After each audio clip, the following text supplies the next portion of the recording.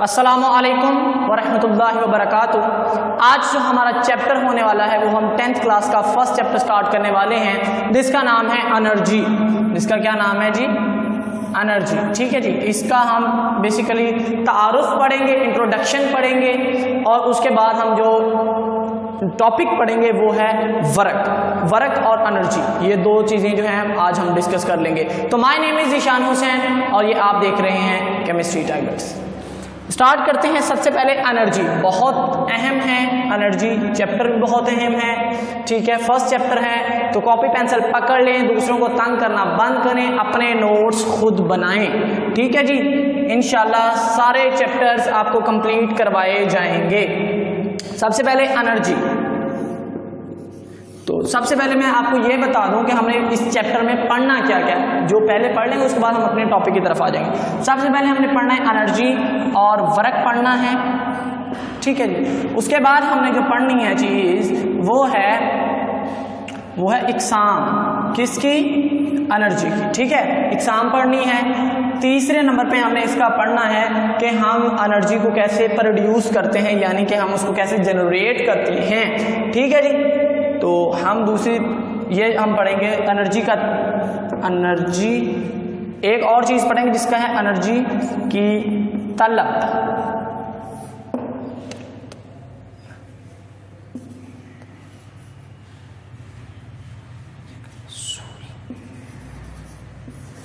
Energy की तलब, energy का हसूल। उसके बाद जो चीज़ें हम पढ़ेंगे, उसके बाद ये हम चीज़ें पढ़ेंगे इलेक्ट्रिसिटी के बारे में पढ़ेंगे। इलेक्ट्रिसिटी के बाद उसके लॉ ऑफ कंजर्वेशन भी पढ़ लेंगे। इसी तरह हमारे जो जो टॉपिक्स आते रहेंगे वो हम इसको डिस्कस करते जाएंगे। और एंड पे जो बहुत अहम टॉपिक है वो भी हम डिस्कस करेंगे, वो है कि एनर्जी को हम कैसे तहफ़्फ़ुज़ कर सकते हैं, उसकी कैसी हिफाजत कर सकते हैं और वो कौन से इक़दामात करें तो ये वाला हमारा जो है एनर्जी जो है वो सेव हो सकती है, यानी कि महफूज हो सकती है। समझ आ गई? एनर्जी का तहफ़्फ़ुज़, यानी कि हम मेन टॉपिक में लिख रहा हूँ, मेन बस। ठीक है। फोर्थ हम पढ़ेंगे कि एनर्जी का तहफ़्फ़ुज़, एनर्जी का तहफ़्फ़ुज़, एनर्जी का तहफ़्फ़ुज़ कि यानी कि ये हमने पूरा चैप्टर में पढ़ना है। मेन टॉपिक्स मैंने लिख दिए हैं। उसके बाद हम इंशाल्लाह टॉपिक वाइज सारी चीज़ें डिस्कस करते जाएंगे। क्लियर? इसको रेस कर दें। समझ आ गई? ओके।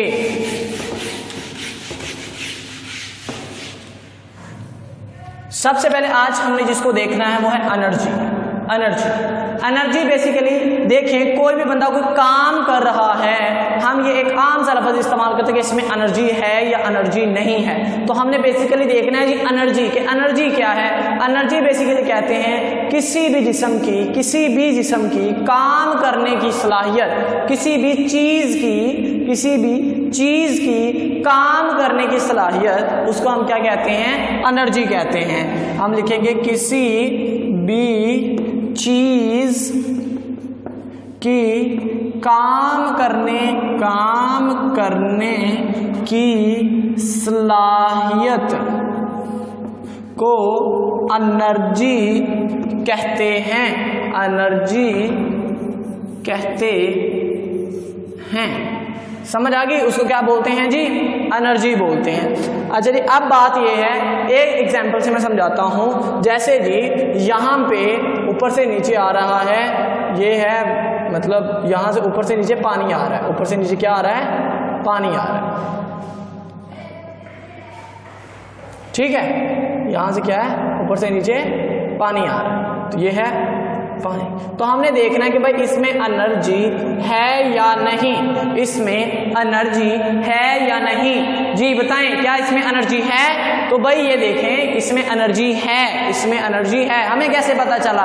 तो भाई अगर हम इसके नीचे कोई चीज़ रख दें तो ये क्या करके, फर्ज करें हम इसके नीचे रखते हैं टरबाइन बेसिकली क्या होता है? एक पंखा सा होता है। ठीक है, एक क्या होता है जी? पंखा सा होता है, जिसको हम आम तौर पर मतलब बिजली बनाने के लिए इस्तेमाल करते हैं। उसको बोलते हैं टरबाइन। क्या बोलते हैं? टरबाइन। तो टरबाइन के ऊपर गुजारें तो ये पंखा चलना शुरू हो जाता है, घूमना शुरू हो जाता है। ठीक है, जब ये पंखा घूमता है तो उससे इलेक्ट्रिसिटी प्रोड्यूस होती है। उससे क्या होती है जी? इलेक्ट्रिसिटी प्रोड्यूस होती है। समझ आ गई यहाँ तक कि भाई कोई भी चीज़ है, कोई भी चीज़ है, जैसे मैं आपको एक एग्जांपल देता हूँ। आप खाना खाते हैं, सिंपल सी, आप खाना सब खाते हैं, ठीक है, मैं भी खाता हूँ भी, ठीक है। तो हम खाना क्यों खाते हैं, सवाल ये है, सवाल भाई इसका जवाब हम ये कहेंगे कि हमें भूख लगती है इसलिए हम खाना खाते हैं, तो भाई इसका आंसर ये नहीं है। आंसर ये है कि हम बेसिकली अपने जिस्म को एनर्जी देने के लिए खाना खाते हैं, खुराक खाते हैं, सही है। तो हम भी को काम करते हैं, ठीक है, इसका मतलब हम में भी एनर्जी है, हम में भी एनर्जी है। समझ आ गई यहाँ तक? कोई दिक्कत, कोई मसला? ओके, सही है यहाँ तक? एनर्जी की समझ आ गई सबको? ओके।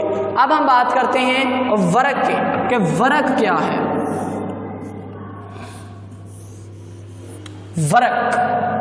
वर्क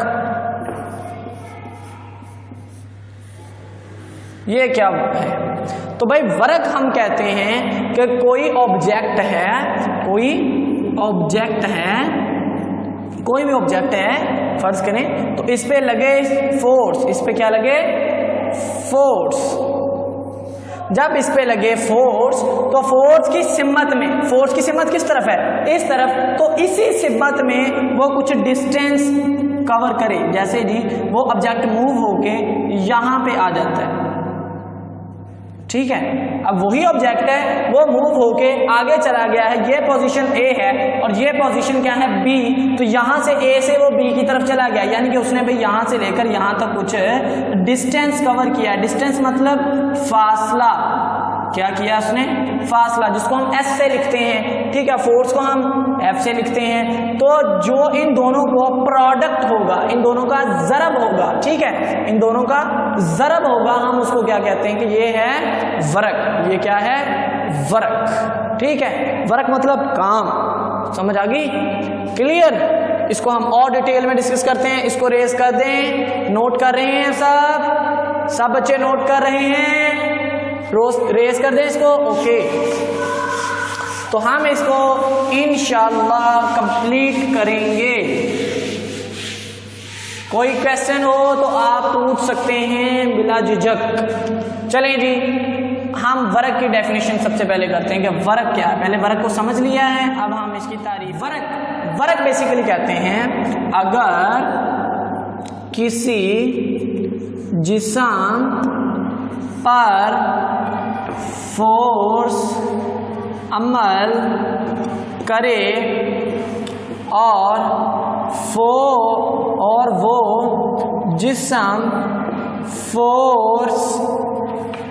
वो जिस्म फोर्स की सिमत में कुछ फासला तय करे, सही है, कुछ फासला तय करे, तो हम उसे क्या कहते हैं कि ये क्या है? ये वर्क है। ये क्या है? वर्क है। आपको अभी समझाया है कि ये हमारा ऑब्जेक्ट है, ये मूव करके यहाँ पे जाता है, ठीक है। तो ये हमारी ए पोजीशन, ये हमारी बी पोजीशन, फोर्स की सिमत ये, तो फासला भी इसी ने इसकी तरफ किया हुआ है। एफ मतलब फासला। समझ आ गई? तो हम इसे क्या कहते हैं? फासला तय करे। तो इन दोनों का ज़रब वर्क कहलाता है। अगर हम इन दोनों को क्या कर दें? ज़रब कर दें, तो हम क्या कहते हैं कि ये क्या है? वर्क है। ये क्या है? वर्क है। जैसे मैं आपको इसका फार्मूला ये लिखेंगे कि वर्क बराबर है तय करदा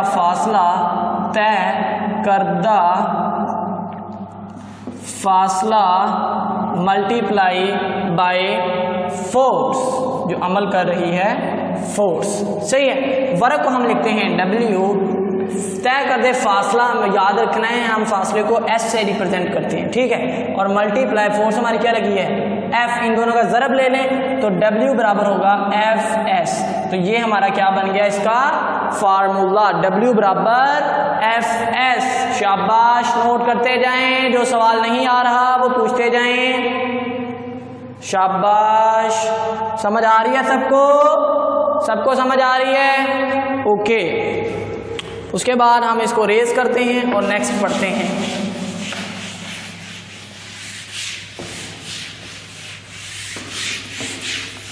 अब इसके यूनिट्स की बात अगर करें कि इसका यूनिट क्या बनता है, पहले इसकी हम सिम्मत की बात करें कि ये स्केलर है या वेक्टर है। तो ये जो वर्क है वो वेक्टर क्वांटिटी है। वो क्या है? वेक्टर क्वांटिटी है, वेक्टर मकदार है। ठीक है, क्या है? वेक्टर मकदार है। अच्छा जी, मुझे कैसे पता? वेक्टर वो चीज होती है, वेक्टर वो चीज होती है जिसको जाहिर करने के लिए सिम्मत की जरूरत होती है। सिम्मत की जरूरत होती है, की जरूरत होती है, याद रखें, होती है। और स्केलर वो चीज होती है, स्केलर एक लफ्ज आपने पढ़ा होगा, स्केलर वो चीज होती है जिसको जाहिर करने के लिए किसी भी सिम्मत की ज़रूरत नहीं होती। जैसे मैं आपको एग्जांपल देता हूँ, आप किसी दुकान पे जाते हैं और आप कहते हैं कि मुझे 5 किलो चीनी दे दें। ठीक है, 5 किलो चीनी दे दें, तो आपने उनको ये नहीं बताया कि 5 किलो चीनी मुझे मशरक में दे दें। ठीक है, ये आपने कभी नहीं बताया, या मुझे 5 किलो चीनी इस तरफ दे दें, आप जस्ट बताते हैं। तो ये है हमारी स्केलर। और अगर आपने कोई मतलब फोर्स लगाई है तो आप कहते हैं मैंने फोर्स इस सिम्मत में लगाई है। ठीक है जी, इस सिम्मत में लगाई। तो ये कुछ इस तरह की जो है वो क्वांटिटीज समझ आ जानी चाहिए आपको। क्लियर हो गया जी? समझ आ गई? समझ आ गई? ओके।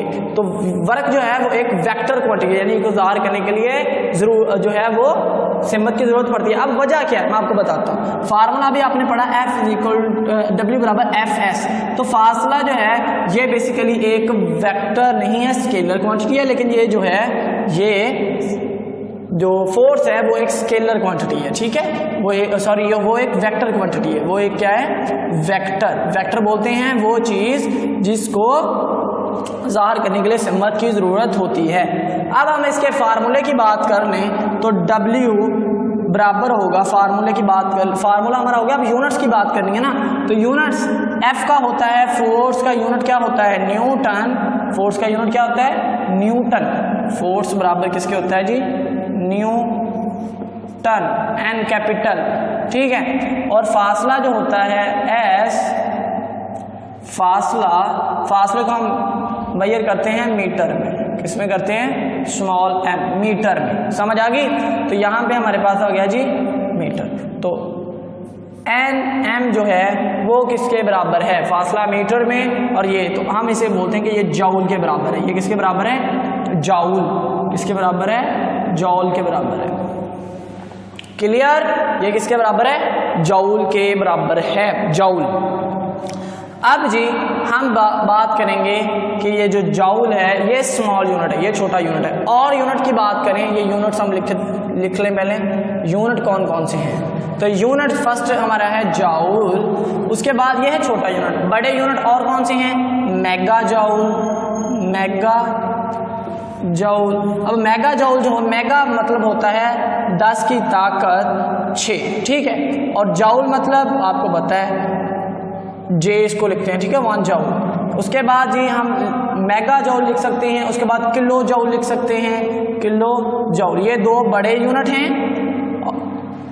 किलो जॉउल 10 की ताकत 3 जॉउल, ये वाला। ठीक है, मेगा जॉउल, किलो जॉउल, 1 जॉउल इसके बराबर है। समझ आ गई यहाँ तक? यहाँ तक किसी को कोई दिक्कत, कोई मसला दरपेश हो? क्लियर है सबको? ओके, इसको रेस कर दें, इसको रेस कर दें। ओके, ये हमारा यहाँ तक हो गया। अब हम जॉउल की डेफिनेशन करते हैं और इसके बाद एक सवाल करते हैं ताकि हम और भी इस कॉन्सेप्ट को समझ सकें। जॉउल बेसिकली किसे कहते हैं? जॉउल। तो जॉउल की डेफिनेशन आपने कुछ इस तरह करनी है कि जॉउल क्या है।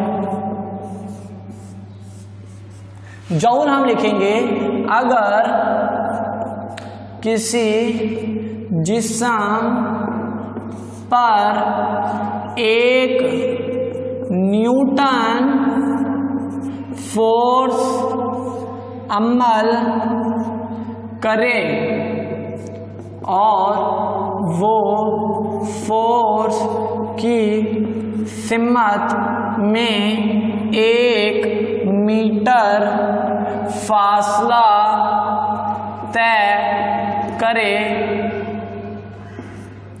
तो वर्क 1 जूल होगा। तो वर्क क्या होगा? 1 जूल होगा। वर्क क्या होगा? 1 जूल। तो आप क्या लिखेंगे?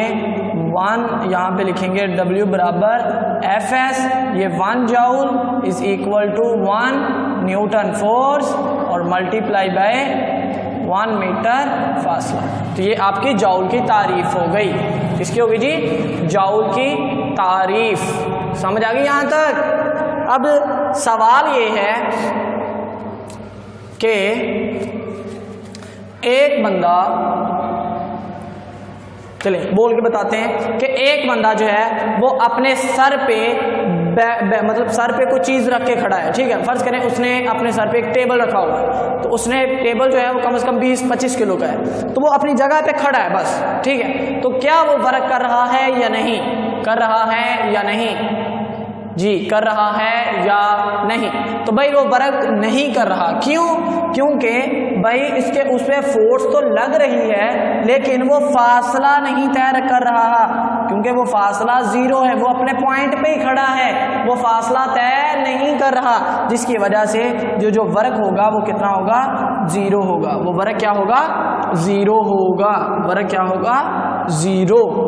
समझ आ गई यहाँ तक? समझ आ गई यहाँ तक?